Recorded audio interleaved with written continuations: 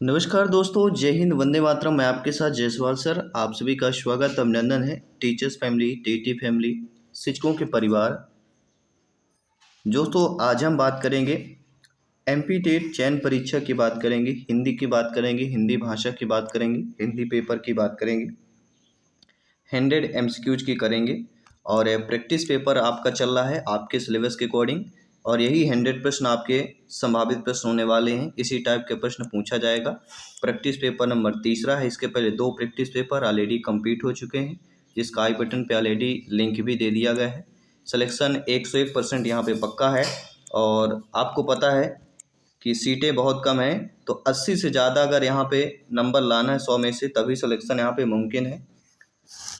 तो ये practice paper, ये 100 एमसीक्यूज बहुत इंपॉर्टेंट है। तो क्या आप सभी लोग तैयार हैं? नीचे कमेंट बॉक्स में जुड़ जाइएगा। और ये 100 प्रश्न, आइए शुरुआत करते हैं पहले प्रश्न से। दोस्तों, हरिवंश राय बच्चन की आत्मकथा के कितने भाग प्रकाशित हैं? 1, 2, 4 या 3 भाग? अगर आपको पता है आप लोग कमेंट बॉक्स में बता सकते हैं। प्रत्येक प्यारे प्यारे भाइयों के, प्यारी प्यारी बहनें, गृहिणी जिनका सपना है टीटी एग्जाम को 101% फतेह करना, तो हरिवंश राय बच्चन की आत्मकथा के कितने भाग प्रकाशित हैं? हम बात करेंगे 4 भागों की। कवि हंस राय बचपन की आत्मकथा, क्या भूलूं क्या याद करूं, नीड का निर्माण, बसेरे से दूर और 10 द्वार के सोपान, ये 4 शीर्षकों के खंडों में प्रकाशित है आपके आत्मकथा की बात करें।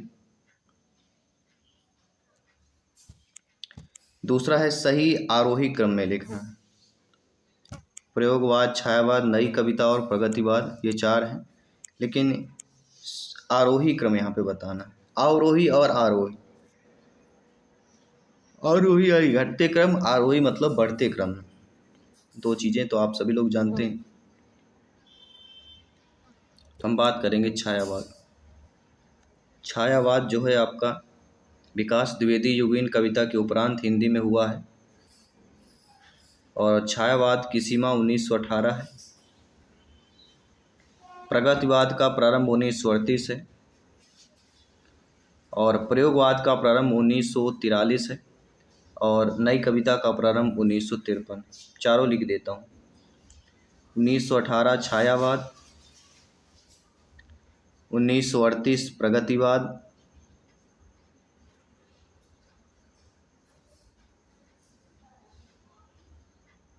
और 1943 प्रयोगवाद, और 1953 नई कविता। आइए बात करते हैं अगले प्रश्न की। सभी कमेंट कर रहिएगा, मेरे सभी शिक्षक बंधु, सभी भावी अध्यापक अध्यापिकाएं। दोस्तों, रसक रंजन किस सुप्रसिद्ध निबंधकार की कृति है? किसकी बात कर रहे हैं? रसक रंजन की बात कर रहे हैं। सुप्रसिद्ध निबंधकार की कृति पूछी जा रही है। और ये दोस्तों आचार्य महावीर प्रसाद द्विवेदी जी की ये निबंध संकलन है।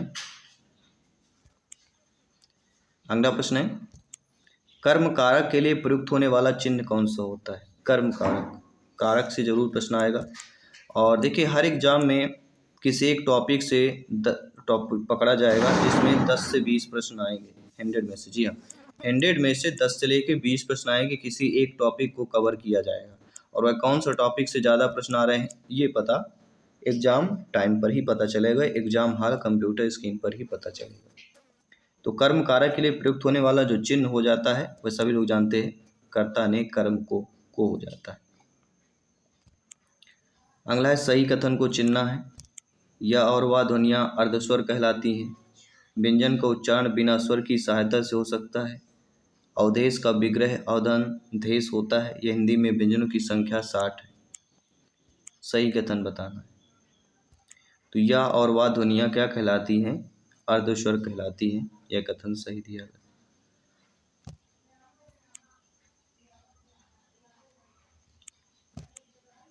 श्रृंगार रस का स्थायी भाव क्या है? तो श्रृंगार रस का स्थायी भाव रति है, सभी जानते हैं। हास्य का हास होता है। और करुण का शोक होता है। वीर का उत्साह होता है। एक प्रश्न रस से आएगा। शब्द की वह शक्ति जिससे वाच्यार्थ प्रकट होता है कहलाती है, और वह कहलाता है दोस्तों अभिधा।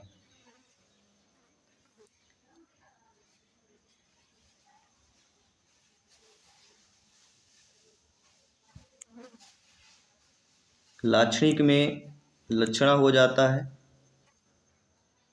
और व्यंग का व्यंजना हो जाता है, उसी प्रकार वाच्यार्थ का अभिधा।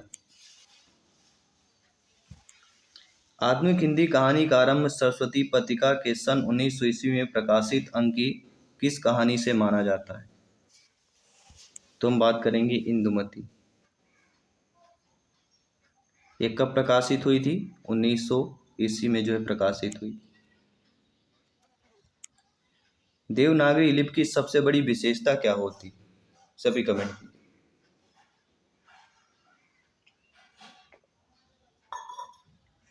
देवनागरी लिपि की सबसे बड़ी विशेषता होती है सर्वाधिक वैज्ञानिक लिपि होना, एक ध्वनि के लिए एक संकेत होना।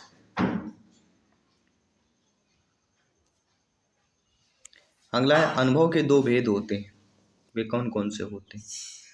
अनुभव के दो भेद होते हैं, एक होता है कायिक और दूसरा होता है सात्विक।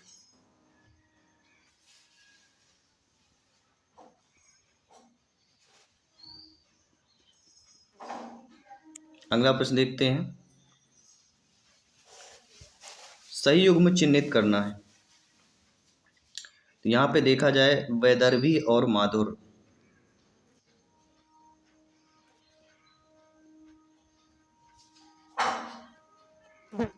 वैदर्भित रीति जो है समग्र गुणों से युक्त होती है। विदर्भादि देशों में प्रचलित रीति जो है वैदर्भी कहलाती है। पहला ऑप्शन सही हो जाएगा। हिंदी में रेखा चित्र के प्रथम रचयिता पंडित पद्म सिंह शर्मा की रचना का नाम बताइए। और दोस्तों पद्मराग, पद्म दोनों में कॉमन है, ये ध्यान देना है। अलौकिक का शुद्ध शब्द क्या होता है?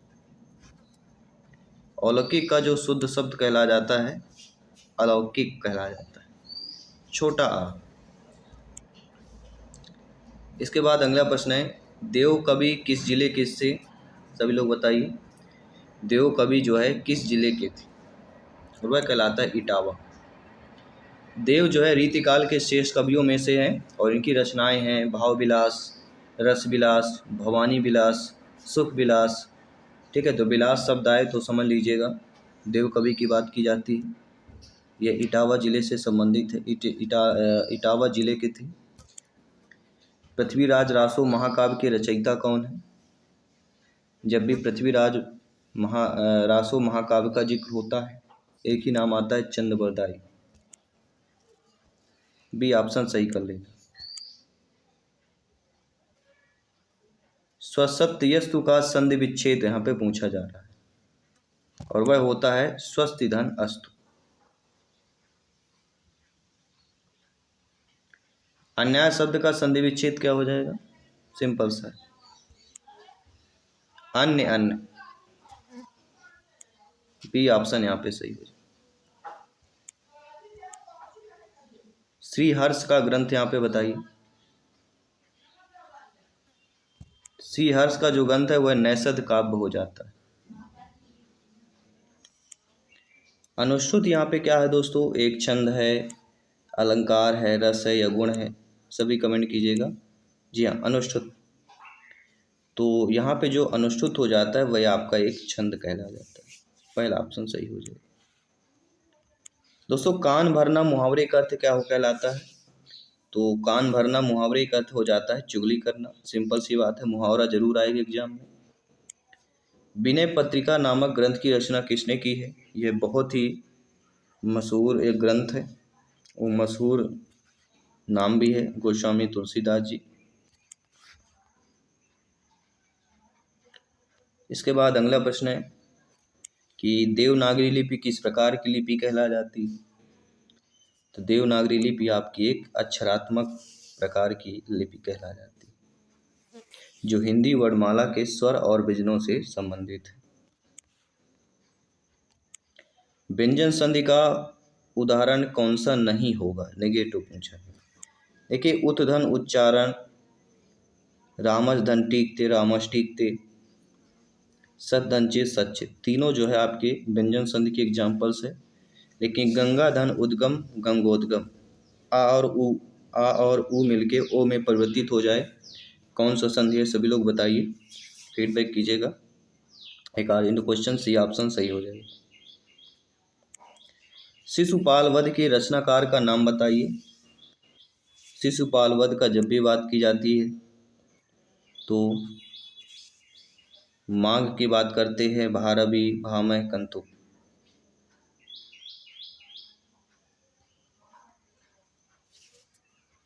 सभी बताइए। तो माघ कृत की बात करते हैं, डी ऑप्शन की बात करते हैं। अब यहाँ पे शुद्ध वाक्य का चयन करना है, ठीक है। 4 ऑप्शंस दिए गए। मुरझाया हुआ फूल वर्षा की फुहार से अभिसिंचित होकर पुनः खिल उठा। मुरझाया हुआ फूल वर्षा की फुहार से अभिसिंचित होकर पुनः खिल उठा। तो पहला यहाँ पे शुद्ध वाक्य दिया गया है मुरझाई हुआ, तो मुरझाई तो यहीं से गलत हो गया। मुरझाया के बाद हुई नहीं हो सकता, मुरझाई हुई, तब दोनों मिलाप हो गए। मुरझाया हुआ फूल वर्षा के फुहार से अभिसिंचित होकर पुनः खिल उठे, तो उठे नहीं होगा, यहाँ पे उठा होना चाहिए, ठीक है। तो यहाँ पे देखा जाए शुद्ध वाक्य पहला ऑप्शन जो दिया गया है सही दिया गया। इसके बाद है नहुस नाटक लिखा गया है। तो नहुस नाटक जो है किसके द्वारा लिखा गया है, तो ये दोस्तों भारतेंदु हरिश्चंद्र के द्वारा लिखा गया। रचना के आधार पर वाक्य के भेद कितने हैं, रचना के आधार पर वाक्य के भेद 3 होते हैं। सरल, संयुक्त और मिश्र। क्यों होते हैं, सरल वाक्य, संयुक्त वाक्य और मिश्र वाक्य। सिर उठाना मुहावरे का सही अर्थ क्या होता है। सिर उठाना मतलब कहते हैं सिर उठा दिया उसने, बीच में सिर कोई नहीं उठाएगा, मतलब कोई विद्रोह नहीं करेगा। सिर उठाना मतलब विद्रोह करना होता है। राम शब्द के खष्टी एक वचन का रूप बताइए, रूप से भी पूछा जाएगा। राम शब्द के खष्टी एक वचन का रूप, रामश्य हो जाएगा। आजन्म शब्द में कौन सा समास होगा, आजन्म, आजन्म में हो जाएगा अव्ययी भाव समास। जब दो शब्द मिलकर किसी तीसरे शब्द का विशेषण बन जाता है उसे बहुव्रीहि समास कहा जाता है।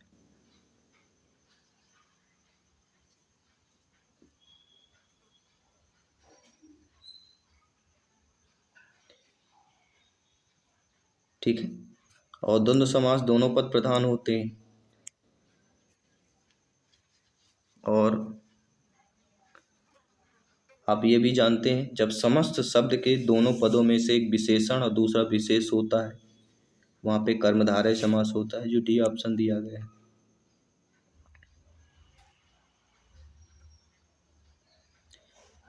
देखिए जब शब्द समस्त होने पर अव्ययों की भांति प्रयुक्त हो तो वहाँ पे अव्ययी भाव होता है, और यही आपका सी ऑप्शन सही हो जाए। अगला प्रश्न है घनानंद की कृतियां किस भाषा में। सिंपल सी बात है, हम बात करेंगे ब्रजभाषा। सुजान सागर, सुजान संबोधन के आधार पर देखा जाए तो घनानंद सुजान नामक नर्तकी से प्रेम करते थे। घनानंद के प्रमुख ग्रंथ सुजान सागर, विरह लीला, कोकशार, ठीक है, ये सारे। अगला पश्चिमी हिंदी के अंतर्गत कौन सी भाषा नहीं। देखिए ब्रज है, खड़ी बोली कन्नौजी है, लेकिन पश्चिमी हिंदी के अंतर्गत आपकी बघेली भाषा नहीं।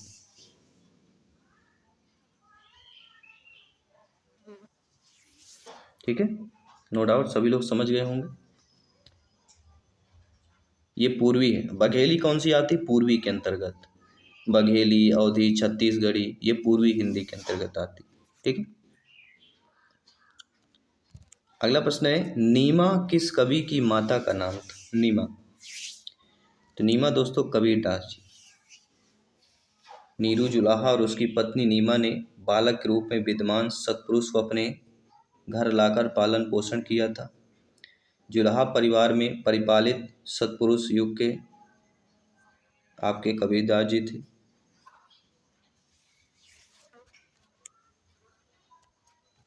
अगला है गूंगिया किसकी रचना है? अगर आप लोग जानते हैं फटाफट कमेंट कीजिए। हम बात करेंगे महादेवी वर्मा जी की। राष्ट्र की भाववाचक संज्ञा है, तो राष्ट्र की भाववाचक संज्ञा क्या हो जाएगी? राष्ट्रीयता हो जाएगी। अतिथि का पर्यायवाची क्या होगा? जो अतिथि शिक्षा के गेस्ट टीचर में है तो वो भली भांति समझते हैं, ये सब भी आ सकता है। अतिथि का पर्यायवाची आगंतुक। अतिथि मतलब मेहमान या आगंतुक। नई कविता के प्रवर्तक कौन थे? सभी बताइए। भारतेंदु हरिश्चंद्र। कोई भी डाउट हो बेफिक्र कमेंट कर सकते हैं। सरस्वती पत्रिका का प्रकाशन वर्ष क्या था? तो वह था दोस्तों 1900। सभी लोग जानते हैं, कई बार बता चुके हैं। कोणार्क नाटक की रचना किसने की थी? जब भी कोणार्क अजिक होगा जगदीश चंद्र माथुर जी का नाम अवश्य आएगा।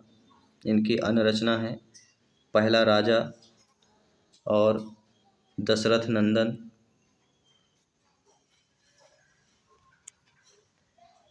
इसके बाद अगला प्रश्न है आलपीन और गमला किस विदेशी भाषा के शब्द है?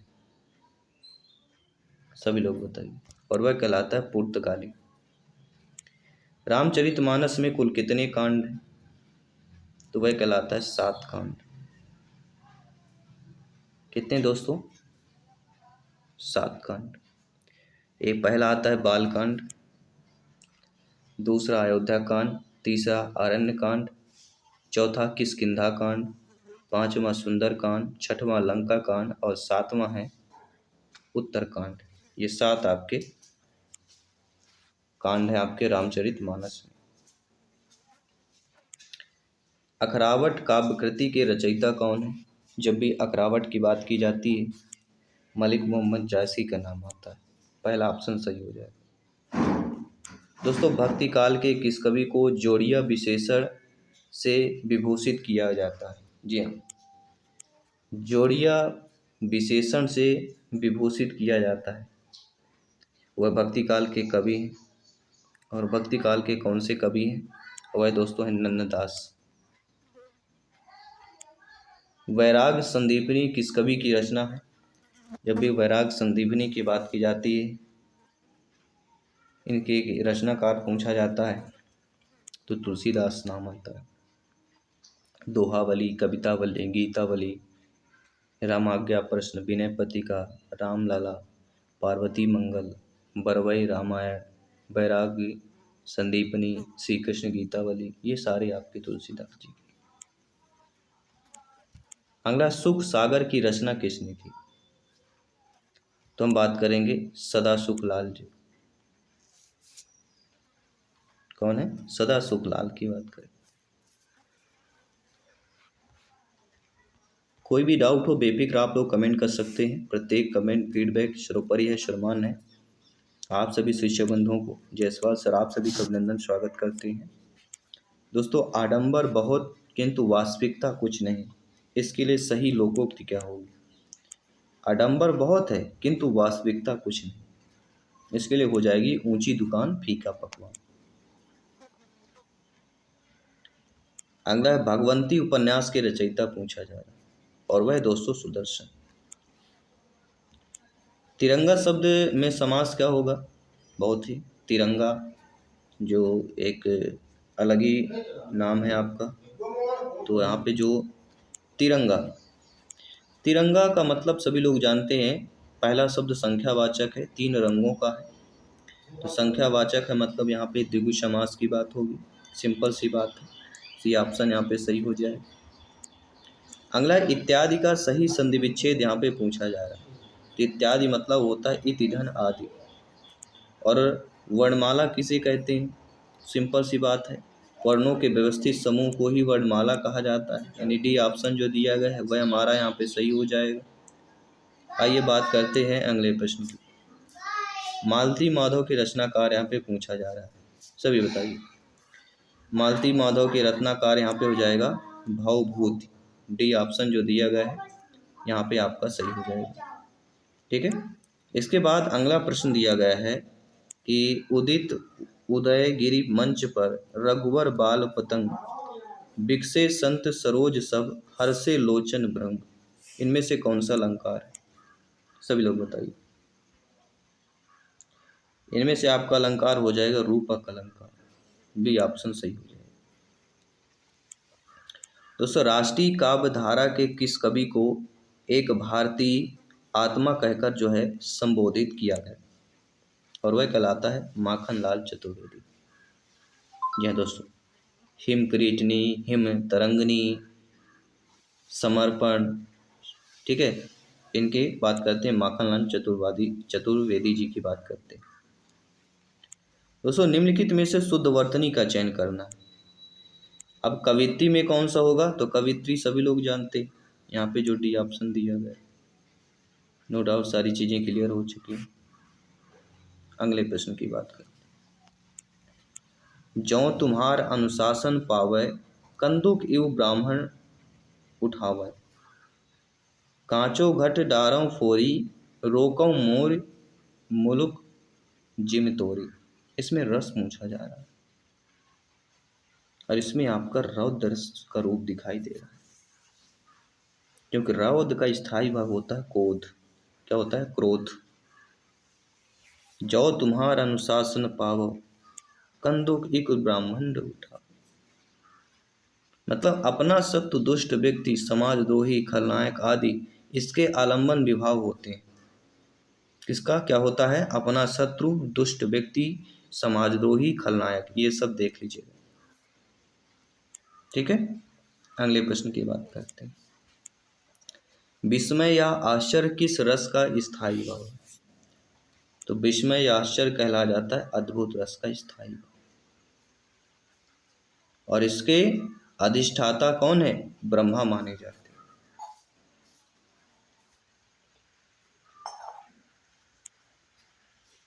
इसके बाद अगला प्रश्न, शिव शंभु के चिट्ठे के लेखक पूछा जा रहा है, सभी बताइए। जी हाँ, शिव शंभु के चिट्ठे के लेखक, और वह कहलाते हैं बाल मुकुंद गुप्त जी। बाल मुकुंद गुप्त हिंदी साहित्य में शिव शंभु का चिट्ठा इसके लिए प्रसिद्ध है। और अगला प्रश्न है, अभिज्ञ शब्द का विलोम बताना। बहुत ही सिंपल सा प्रश्न। तो अभिज्ञ का विलोम होता है अनभिज्ञ। अभिज्ञ मतलब जानना, अनभिज्ञ मतलब कुछ पता न होना, अज्ञान होना। तत्सम शब्दों का मूल स्रोत क्या होता है? तो तत्सम का मूल स्रोत जो होता है वह संस्कृत ही होता है। पाजेब किसकी रचना? सभी बताइए। तो ये जैनेन जी की रचना कहला जाती है। अगला प्रश्न है, अपव्यय शब्द का विलोम बताना है। अपव्यय, तो अपव्यय का विलोम होता है मितव्यय। और लंबोदर का उदाहरण, लंबोदर उदाहरण किस समास का हो जाएगा? लंबा है उदर, अर्थात सभी जानते हैं। बहुब्रीहि समास की बात की जाएगी, अर्थात गणेश। बहुब्रीहि समास में अनपद प्रधान होता है और समस्त पद किसी अन्य अर्थ के सूचक भी होते हैं, तो वहाँ पे हम बहुब्रीहि समास की बात करते हैं। तेजोमय का सही संधि विच्छेद होगा, क्या हो जाएगा? तेजोमय शब्द का संधि विच्छेद पूछा जा रहा है। तेजय धनमय, क्या हो जाएगा? तेजय धनमय। संधि नाम बताइए सभी लोग, संधि नाम आपको बताना है। अगला, हिंदी साहित्य में निम्नलिखित पंक्तियां किसके द्वारा लिखी गई? यद्यपि सुजात सुलक्षणी, सुवर्ण सरस सुव्रत, भूषण दिनु बिरजाई, कविता वनिता मित। यद्यपि सुजात सुलक्षणी, सुवर्ण सरत सुव्रत, भूषण दिनु न बिरजाई, कविता वनिता मित। जो पंक्तियां हैं हिंदी साहित्य की है, किसके द्वारा लिखी गई? ये दोस्तों केशवदास जी द्वारा जो है लिखी गई है। छंद कितने प्रकार के होते हैं? तो छंद सभी लोग जानते हैं 3 प्रकार के होते हैं। कौन कौन से होते हैं सभी लोग कमेंट करके अवश्य बताइए। चैन की बंसी बजाने का अर्थ क्या होता है? चैन की बंसी बजाना, चैन की बंसी बजाना मतलब मौज करना, कोई टेंशन ना होना, ठीक है, कोई दिक्कत ना होना। कहते हैं जब गवर्नमेंट टीचर आपको मिल जाएगी, नौकरी मिल जाएगी, तो आप चैन की बंसी बजाएंगे। क्या है भावार्थ मेरा सही है? सभी लोग बताइए। इनमें से किस शब्द के पर्यायवाची गलत है?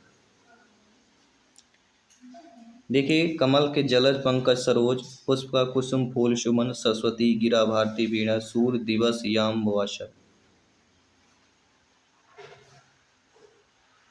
तो डी ऑप्शन यहाँ पे पर्यायवाची गलत दिया गया, बाकी तीनों सही दिए गए। निरख राखी ये अंजन आए, निरख राखी ये खंजन आए, फेरे उन मेरे रंजन, ने नयन इधर मन भाए। इन पंक्ति में कौन सा गुण? निरख राखी ये खंजन आए, मेरे फेरे उन मेरे रंजन ने, नयन इधर मन भाए। इसमें गुण पूछा जा रहा है और गुण होता है माधुर्य। माधुर्य का अर्थ होता है मधुरता या मिठास। जब काव्य में माधुर्य वर्णों या शब्दों की मधुरता आती है, कोमल वर्ण अक्षरों का प्रयोग होता है, तो वहाँ पे माधुर्य गुण की बात की जाती है। हरिवंश या हरिश्चंद्र में प्रयुक्त किस संधि का नाम सही है? हरिश्चंद्र, ठीक है। तो जब भी हरिश्चंद्र की बात की जाती है, इसमें स्वर संधि आता है।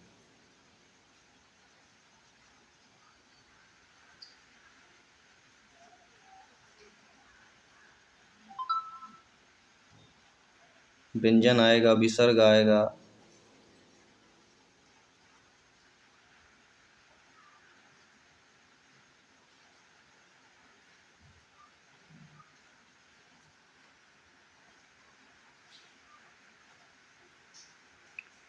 तो हरिचंद काफी यहाँ पे व्यंजन संधि भी बन जाता है, विसर्ग भी हो सकता है, हरि धन चंद करते हैं तो। और अगर यहाँ पे हरिश्चंद करते हैं तो यहाँ पे व्यंजन की आएगी, स्वर की आएगी। सभी लोग बताइए कौन सा होगा? ये आपको कमेंट करके बताना है। काफ़ी डिफ़िकल्ट तो नहीं है, बट डिफ़िकल्ट कह सकते हैं। ये आप पर छोड़ा जा रहा है, सभी लोग बताइएगा। दोस्तों, परिमल किस कवि की रचना है? परिमल, परिमल रचना की बात की जाती तो सूर्यकांत त्रिपाठी निराला का नाम आता है, ठीक है।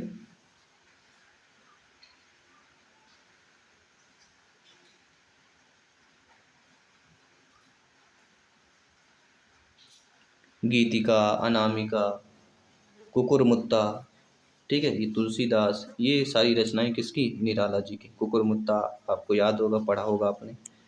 मैं तो पढ़ा था, शायद 11th या 12th में था हिंदी के। सही युग्म का चयन करना है, तो सही युग्म हमारा पहला ही ऑप्शन दिया गया है, भगवत शरण उपाध्याय विलायत यात्रा।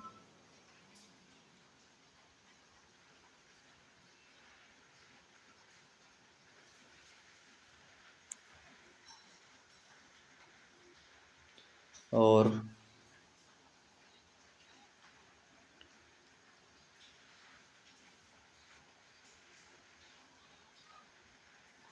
अगले प्रश्न की बात करते, इनमें से बिहारी हिंदी का रूप नहीं। देखिए, इनमें से जो बिहारी हिंदी का रूप है भोजपुरी है, मगही, मैथिली, लेकिन आपका अवधी नहीं है, तो बी ऑप्शन सही कर लेंगे। सखी नील नस नभस्सर से निकला, यह हंस आहा तिरता गिरता, अब तारक मैक्तिक शेष नहीं, निकला जिनको चरता चरता। इसमें रूपक अलंकार का कौन सा प्रयोग हुआ? इसमें रूपक का सांग रूपक का प्रयोग किया गया। किसका किया गया? सांग।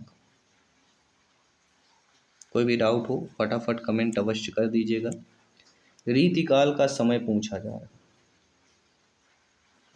और रीतिकाल का समय सभी लोग जानते हैं।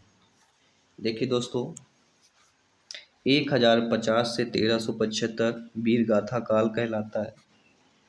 1700 भक्ति काल कहलाता है विक्रम संवत में। और 1373 से 1700 जो कहलाता है ये आपका, बल्कि 1375 से 1700 भक्ति काल कहलाता है।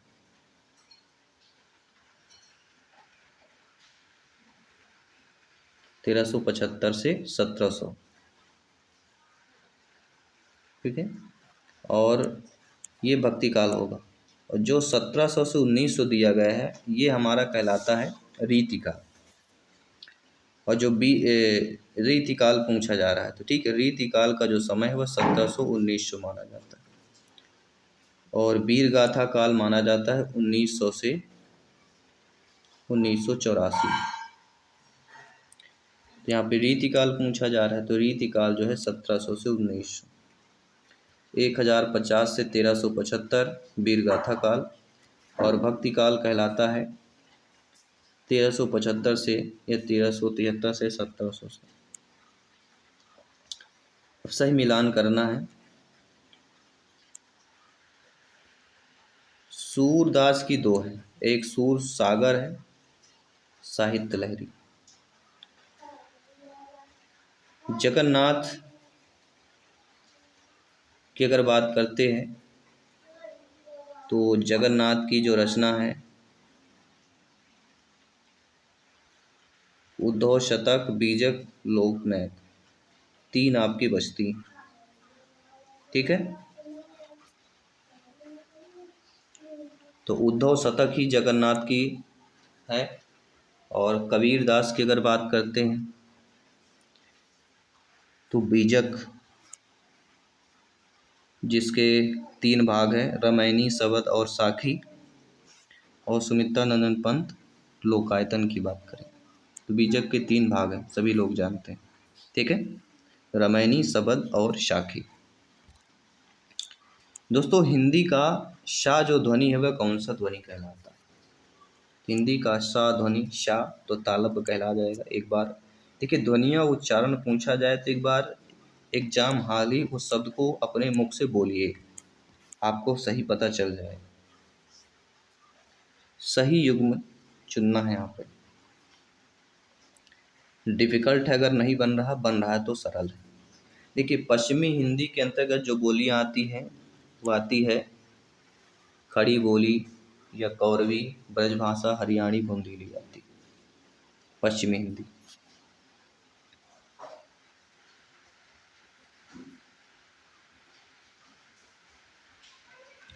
और यहाँ पे बिहारी जो हिंदी दिया गया है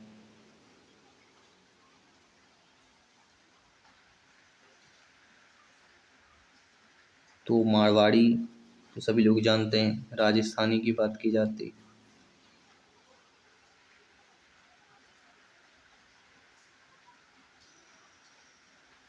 तो पहला ऑप्शन सही युग्म आपका दिया गया है, बाकी सारे आपके बेमेल दिए गए। कनक कनक ते सौगुनी मादकता दिखाए में कौन सा अलंकार हो? आप बचपन से 9th 10th क्लास से ये पढ़ते आ रहे हैं अलंकार, और इस अलंकार का नाम भी आप लोगों को पता ही होगा। हम किसकी बात कर रहे हैं? हम यमक अलंकार की बात करें। शब्द वही रहे लेकिन अर्थ बदल जाए, ठीक है। हिंदी है हम, वतन है हिंदोस्तां हमारा, पंक्ति में हिंदी का अर्थ क्या है? तो हिंदी है हम मतलब भारतवासी से क्या हो जाएगा? हिंदी है मतलब भारतवासी। रत्नाकर शब्द किस कवि के साथ जुड़ा हुआ है? तो जब भी रत्नाकर की बात की जाती है तो भिखारी दास नाम आता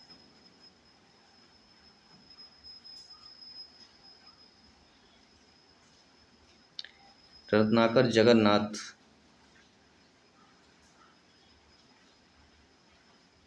अब उर्दू में बद्री नारायण, रसा, भारतेंदु हरिश्चंद्र सब इन कवियों के साथ जुड़ा हुआ।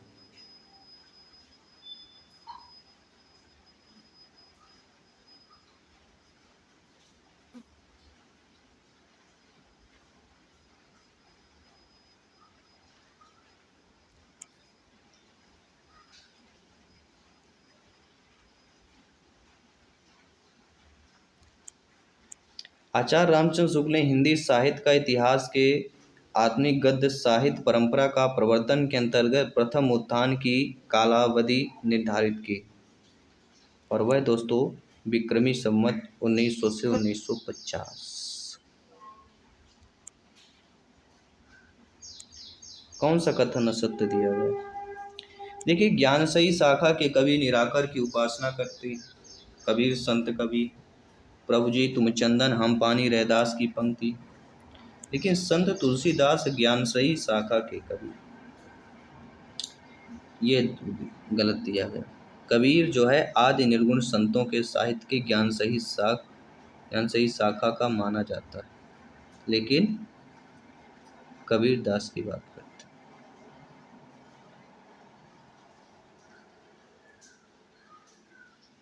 इसलिए डी ऑप्शन आपका असत्य दिया गया। हिंदी अपने जन्म से ही ब्रज भाषा की प्रवृत्ति के साथ खड़ी बोली की प्रवृत्ति के लिए आई थी। ब्रज भाषा के हाथ में हाथ दिए खड़ी बोली उतरी। तो आचार्य रामचंद्र शुक्ल की बात करते हैं। दोस्तों, जयशंकर प्रसाद की कमायनी की भाषा कौन सी कहला जाती है? और वह कहला जाती खड़ी बोली।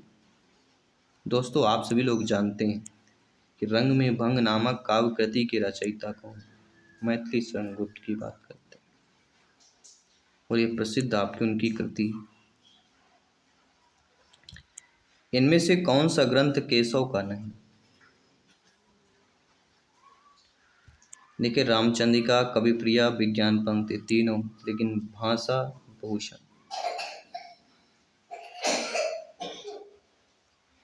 इनकी रचना नहीं। अगला, वैदेही वनवास नामक काव्य लिखा है, किसने लिखा है? अयोध्या सिंह उपाध्याय हरिऔध की बात करें। मिश्र बंधु विनोद नामक हिंदी साहित्य के इतिहास लेखकों के नाम हैं, कौन कौन से? गणेश बिहारी मिश्र, श्याम बिहारी मिश्र और सुखदेव बिहारी मिश्र। तीनों बिहारी मिश्र की बात करें।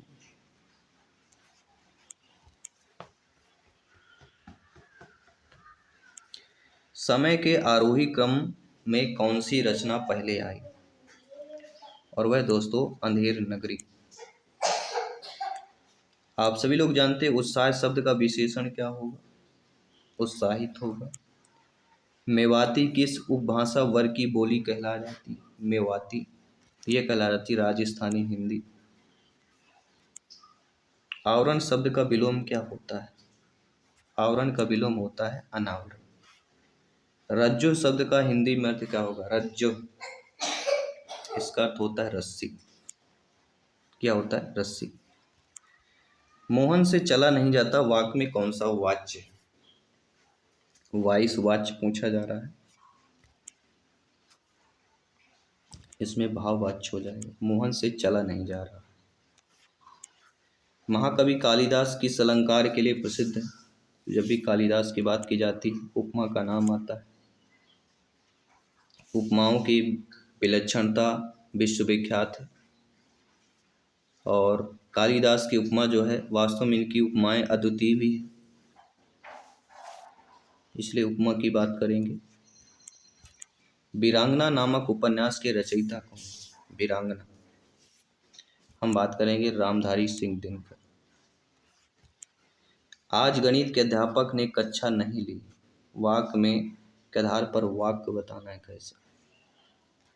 तो आज गणित के अध्यापक ने कक्षा नहीं ली, निषेधवाचक। नहीं आ गया मतलब निषेधवाचक, समझ लीजिए।